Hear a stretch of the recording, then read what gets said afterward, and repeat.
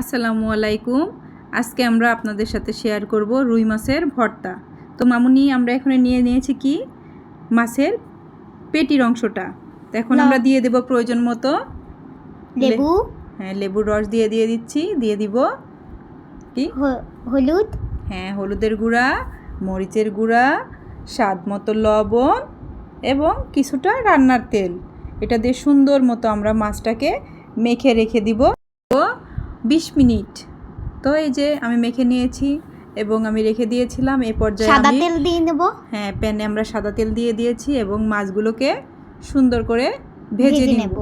খুব কড়াও করব না, আবার একদম হালকা করেও ভাজবো না। তো এখন আমরা উল্টে পাল্টে শেষ। হ্যাঁ, মাছটা ভেজে নিয়েছি। এখন মাছটা প্রায় ভাজা শেষ। এখন আমি এগুলো তুলে রাখবো। হ্যাঁ, এ পর্যায়ে আমরা কি করব, শুকনা মরিচ ভাজি করব। এখানে আমি একটু বেশি করে ভেজেছিলাম তো রেখে দেওয়ার জন্য। তো মরিচ ভাজার সময় আপনার মরিচ ভাজাটা যখন শেষের দিকে হবে একটুখানি লবণ দিয়ে দিবেন, এতে মরিচটা বেশি দিন কয়েকটা দিন মচমচে থাকবে। তো মরিচটা আমি উঠিয়ে নিয়েছি।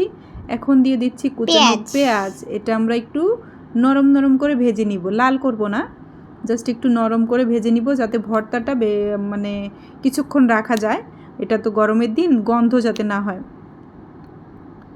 তো এই যে ভাজা শেষ, পেঁয়াজটা আমরা ভেজে নিয়েছি। এ পর্যায়ে আমরা ভর্তার জন্য চলে এখানে আমরা কুচো করে নিয়েছি বিলিতি ধনেপাতা এবং পরিমাণ মতো শুকনো মরিচ। মাছ থেকে কাটাগুলো ছড়িয়ে নিয়েছি কারণ এটা আমার মামুনিও খাবে। তো এখানে আমরা প্রথমে মরিচ, পরিমাণ মতো লবণ এবং সরিষার তেল দিয়ে মেখে নিব। লবণ দিয়েছি তো।